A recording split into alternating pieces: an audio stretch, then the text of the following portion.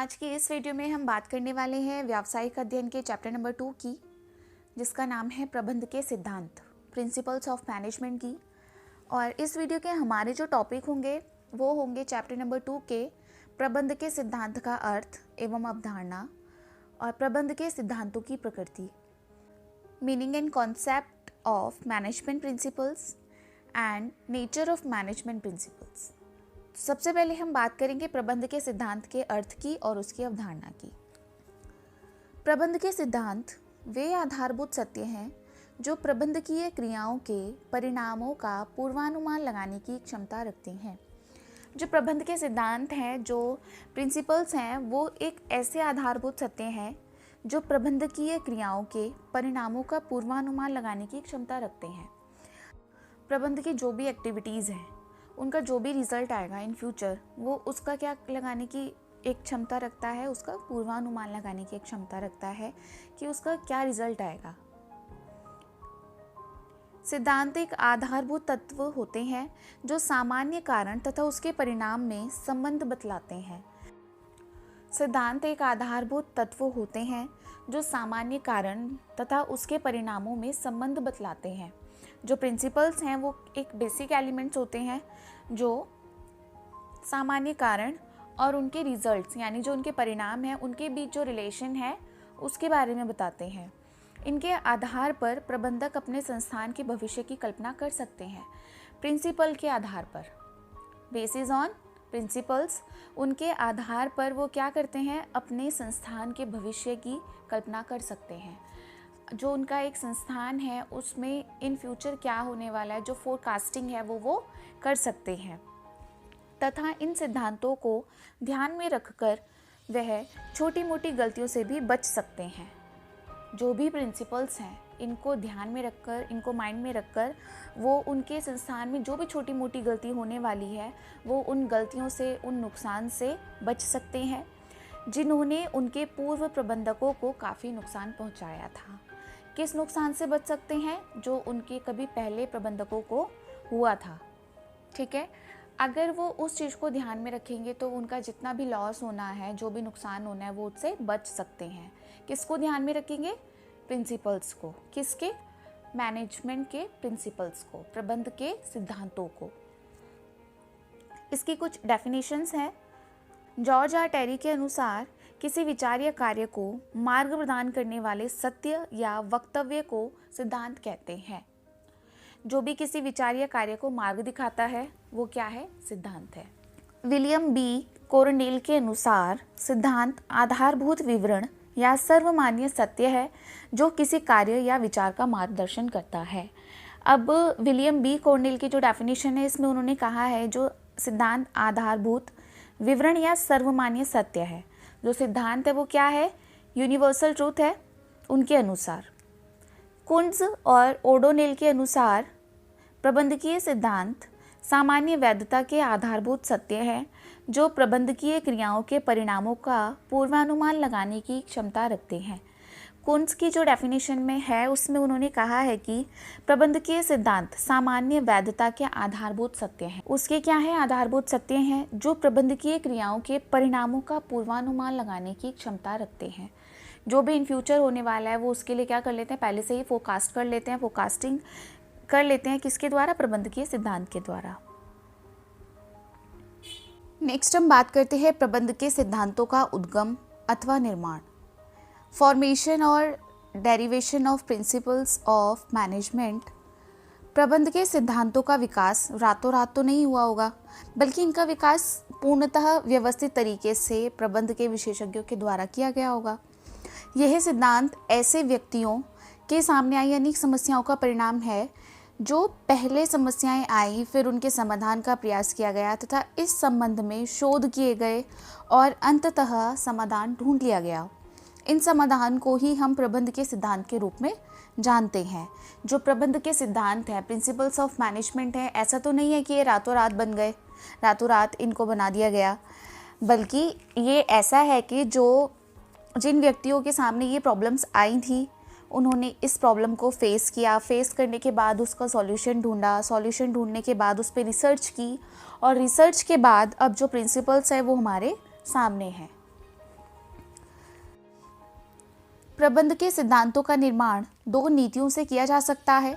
Number 1 अवलोकन के आधार पर on the basis of observation, and number 2 प्रयोग के आधार पर on the basis of experimental studies. ठीक है, नेक्स्ट हम बात करते हैं प्रबंध के सिद्धांतों की प्रकृति, नेचर ऑफ मैनेजमेंट प्रिंसिपल्स। प्रबंध के सिद्धांत को लागू करने से पूर्व उनके लक्षण एवं प्रकृति को समझना परम आवश्यक है, अन्यथा यह अंधेरे में डंडा चलाने जैसा साबित होगा। जो प्रबंध के सिद्धांत हैं, यानी जो प्रिंसिपल्स हैं, उनको लागू करने से पहले, उनको अप्लाई करने से पहले उनके हमें कैरेक्टरिस्टिक्स के बारे में पता होना चाहिए, हमें उनके नेचर के बारे में पता होना चाहिए। तभी क्या होगा, ये एक अच्छा परिणाम हमें देगा, अन्यथा अंधेरे में डंडे चलाने जैसा साबित होगा। जब इनके लक्षणों अथवा विशेषताओं को समझकर इन्हें व्यवहार में लागू किया जाएगा तो निश्चित ही अपेक्षित परिणाम प्राप्त होंगे। जब हम इनके बारे में अच्छे से जान लेंगे, इनके बारे में अच्छे से समझ लेंगे, तब अगर हम इसको अप्लाई करेंगे तो जाहिर सी बात है हमें बहुत ज़्यादा अपेक्षित परिणाम प्राप्त होंगे। प्रबंध के सिद्धांतों के प्रमुख लक्षण अथवा प्रकृति निम्नलिखित है। नंबर 1 गतिशीलता, नंबर 2 आधारभूत किंतु अंतिम नहीं, नंबर 3 लोचशील ना कि जड़ या बेलोच, नंबर 4 सापेक्षिक, नंबर 5 सार्वभौमिक, नंबर 6 सिद्धांत नियमों से भिन्न होते हैं, नंबर 7 मानव व्यवहार से प्रभावित। Dynamic, fundamental but not absolute, flexible not root और elastic, relative, number 5 universal, number 6 principles different from rules, number 7 affected by human behaviour. अब इन सभी को हम डिटेल में जानेंगे। बात करते हैं पॉइंट नंबर 1 की, गतिशीलता, डायनामिक। प्रबंध एक गतिशील वातावरण में कार्य करता है, अतः उसके सिद्धांत भी गतिशील होते हैं। जो प्रबंध है वो डायनामिक एटमॉस्फेयर, डायनामिक एनवायरनमेंट में क्या करता है, अपनी एक्टिविटी करता है, और जो उसके प्रिंसिपल हैं वो भी तभी गतिशील होते हैं। वे समय एवं परिस्थितियों के साथ परिवर्तित होते रहते हैं, समय के अकॉर्डिंग वो चेंज होते रहेंगे, टाइम के अकॉर्डिंग चेंज होते रहेंगे, उनमें सुधार भी होता है। ऐसा प्रबंध के क्षेत्र में शोध एवं परीक्षणों के कारण होता है। ऐसा जो मैनेजमेंट में होता है वो किसकी वजह से होता है, वो या तो क्षेत्र की वजह से होगा या फिर रिसर्च की वजह से होगा। पॉइंट नंबर 2 आधारभूत किंतु अंतिम नहीं, फंडामेंटल बट नॉट एब्सोल्यूट। प्रबंध के सिद्धांत आधारभूत विवरण या सर्वमान्य होते हैं किंतु ब्रह्मवाक्य नहीं, जो 100% सत्य एवं परिस्थितियों में व्यवहार योग्य हो ही। ऐसा भी नहीं है। जो प्रिंसिपल्स होते हैं वो कैसे होते हैं, वो बेसिक होते हैं और यूनिवर्सली एक्सेप्टेड होते हैं, लेकिन ब्रह्मवाक्य वो नहीं होते जो कि 100% परिस्थितियों में व्यवहार करें और व्यवहार करने योग्य ही हो। ऐसा नहीं होता। ये कार्यों, व्यवहार एवं विचारों के मार्गदर्शक मात्र होते हैं। जो प्रिंसिपल होते हैं वो क्या होते हैं, वो कार्यों के, व्यवहारों के एवं विचारों के क्या होते हैं, मार्गदर्शक होते हैं, उनको गाइड करते हैं, न कि इनके नियम या कानून होते हैं। वो इनके रूल्स नहीं होते, वो इनके कानून नहीं होते, नियम नहीं होते, कानून नहीं होते। प्रबंध एक सामाजिक विज्ञान है जिसके सिद्धांत अनुभव, शोध, परीक्षण के आधार पर बनते हैं। जो प्रबंध है वो एक सामाजिक विज्ञान है। यहाँ पर इन्होंने प्रबंध को सामाजिक विज्ञान कहा है और उसके अनुसार वो कहते हैं कि जो सिद्धांत है वो अनुभव, एक्सपीरियंस के आधार पर, शोध के आधार पर, रिसर्च के आधार पर, इन्हीं के आधार पर वो क्या किए जाते हैं, बनाए जाते हैं, इन्हीं के आधार पर बनते हैं। किसके आधार पर, रिसर्च और एक्सपीरियंस के आधार पर। बात करते हैं पॉइंट 3 की, लोचशील ना कि जड़ या बेलोच, फ्लेक्सिबल नॉट रूट और इलास्टिक।